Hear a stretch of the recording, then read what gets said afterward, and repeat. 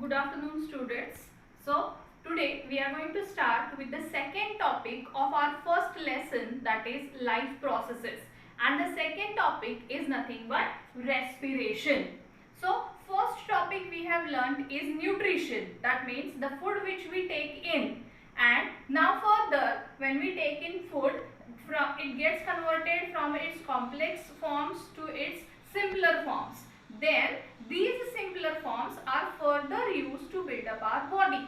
Out of that, carbohydrates are broken down to glucose, and this glucose reaches to each and every cell.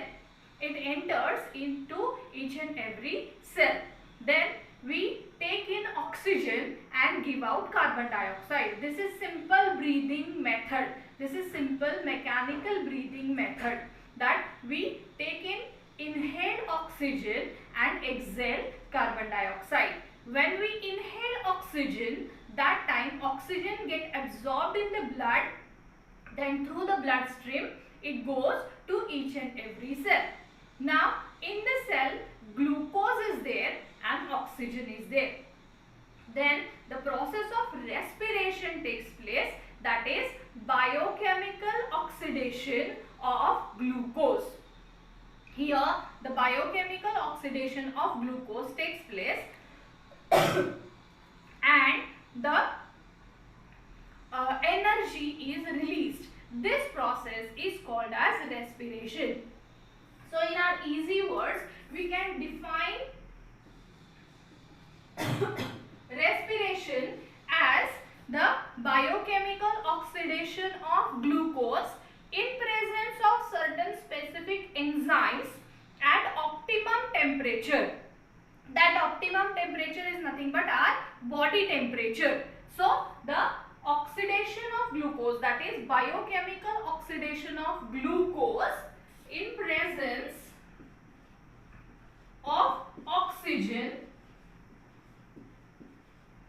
so as to release energy, carbon dioxide and few water molecules are released out. This process is called as respiration. Biochemical oxidation of glucose in presence of specific enzymes at optimum temperature. So this takes place in presence of specific enzymes. Enzymes are actually the chemicals which enhance, which speed up the rate of reaction. So these enzymes are very important. So in presence of specific enzymes and at optimum temperature, this is called as respiration.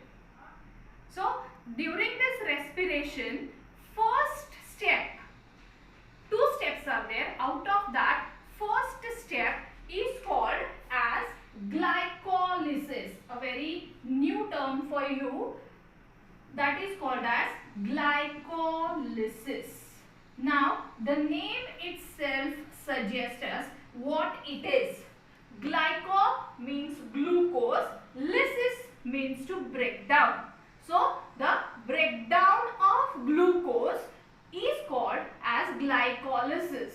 Now how and what, that we are going to learn. So the first step, the first process in the process of respiration is nothing but glycolysis. It is called as glycolysis. So what happens? We know that glucose is 6 carbon compound. It is C6H12O6. So as 6 carbon atoms are present in glucose, it is called as 6 carbon compound. Okay. Now in the process of glycolysis, this 6 carbon compound get converted into 3 carbon compounds. Okay. In simple forms, 6 carbon compound gets converted into 3 carbon compounds. This is called as glycolysis. That means the glucose is broken down into a new substance which contain 3 carbon atoms into it, and that new substance is called as pyruvate. The name of this new substance which is formed by the lysis, the breakdown of glucose, is called as pyruvate, or it is also called as pyruvic acid.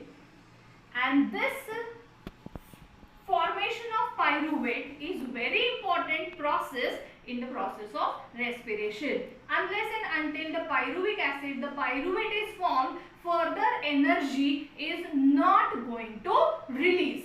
So this process is the important process in the process of respiration. So what happens here?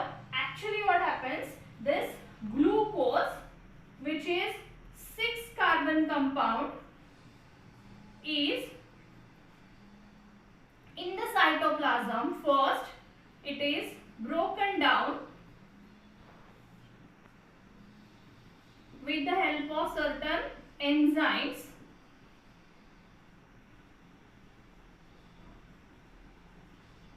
Now enzymes work on this glucose in the cytoplasm. Now see, we have learned that energy is produced in the mitochondria. That's why mitochondria is called as powerhouse of cell.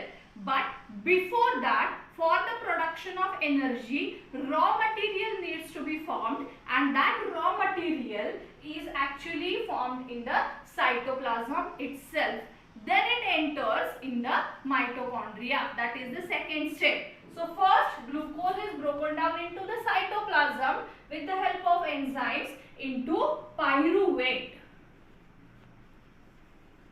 And here also a little amount of energy is released, which is used to drag the pyruvate into the mitochondria. So this energy is also important here. This energy takes the pyruvate into the mitochondria. So this is the first step which takes place in the cytoplasm. Now further requirement of oxygen comes. In some organisms or in most of the organisms, the oxygen is important for the process of respiration. And when the respiration takes place and energy is released in presence of oxygen, it is called as aerobic respiration. And in absence of oxygen or in lack of oxygen, when the respiration takes place and energy is released, that is called as anaerobic respiration. So there are two types of respiration: aerobic respiration and anaerobic respiration. In aerobic respiration, the energy is released with the help of oxygen, in presence of oxygen. And in anaerobic respiration, the energy is released in absence of oxygen. So here, this process is common for both aerobic as well as anaerobic. In both the organisms, when the glucose enters in the cytoplasm, it gets converted into pyruvate first. And then, if oxygen is available, then the oxygen enters in the mitochondria and pyruvate also enters in the mitochondria, and the further reaction takes place in mitochondria. That further reaction we can specify here as pyruvate is further broken down in mitochondria.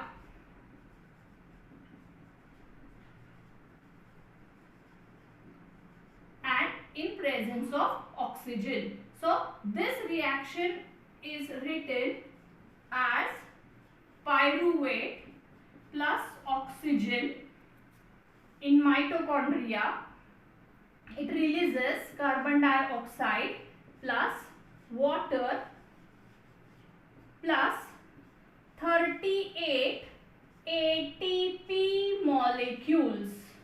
Now what are these 38 ATP molecules? We are going to learn about it. First we will see this reaction which takes place in mitochondria. So what happens? This pyruvate, which is 3-carbon compound. Now this pyruvate is C3. 3-carbon compound undergoes various reactions with oxygen. Oxygen gets mixed with the pyruvate, undergoes series of reactions, and then at the end of the reactions, as the end products, carbon dioxide, water and ATP molecules. We have known about the ATP molecules. ATP are nothing but adenosine triphosphate. Okay, what are ATPs?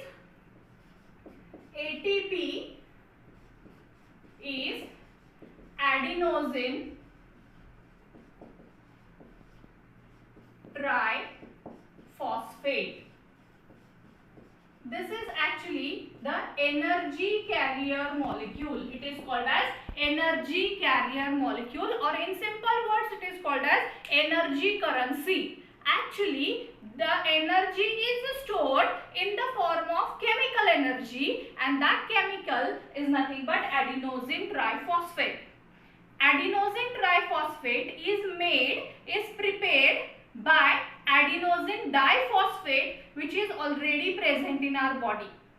Okay, and when the energy is released during this reaction in the form of thermal energy, this thermal energy get converted into chemical energy, and that chemical is produced as ATP, adenosine triphosphate.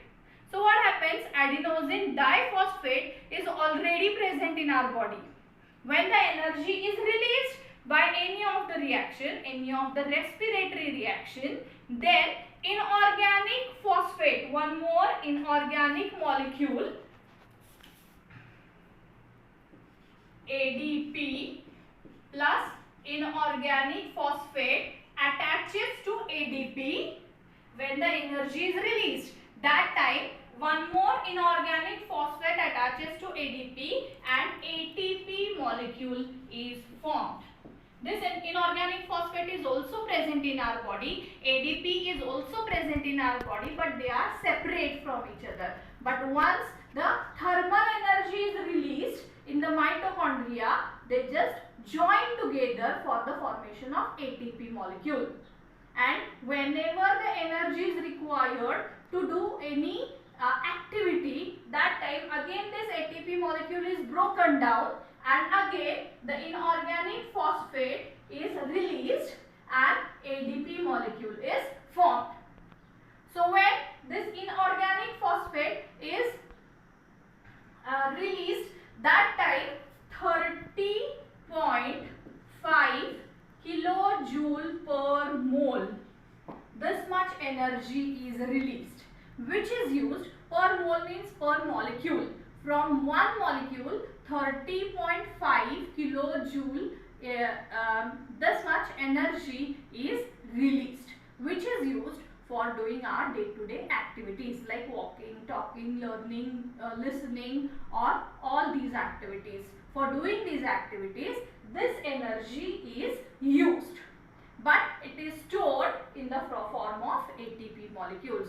So see, by the aerobic respiration, 38 ATP molecules from one glucose molecule, 38 ATP molecules are released, and one ATP molecule is going to give 30.5 kilojoule per mole energy. So such a large amount, such a huge amount of energy is released by one molecule of glucose by aerobic respiration. It is, as compared to anaerobic respiration, it is very huge, very large amount of energy as compared to that of anaerobic respiration. So I hope you all have understood what I have taught today, that is what is respiration and what is aerobic respiration. We'll just go through the points of this topic, what I have taught you today. I have taught you about the respiration, then the definition of respiration, that is biochemical oxidation of glucose in presence of specific enzymes at optimum temperature. This process is called as respiration. There are two types of respiration, aerobic respiration and anaerobic respiration. Aerobic respiration in presence of oxygen when the energy is released, and anaerobic respiration in absence or in lack of oxygen when energy is released. That is called as anaerobic respiration. So in the process of respiration, First, the 6 carbon compound, that is glucose, gets converted into 3 carbon compound, that is pyruvate, in the cytoplasm. This process is called as glycolysis. So, glycolysis is the first step in the process of respiration, which takes place in both aerobic as well as anaerobic respiration. Then further, this pyruvate which is prepared by the glycolysis enters in the mitochondria, and in mitochondria, in presence or absence of oxygen, the energy is released. So in aerobic respiration, large amount of energy is released with the help of glucose molecule in presence of oxygen. This is called as aerobic respiration. So in aerobic respiration, pyruvate plus oxygen gives you carbon dioxide plus water plus 38 ATP molecules. So from one glucose molecule, 38 ATP molecules are released. And whenever they are required, they are broken down again into ADP molecules, and the energy is released is 30.5 kilojoule per mole. So this is how large amount of energy is released by aerobic respiration. In our tomorrow session, we are going to learn about anaerobic respiration. Thank you.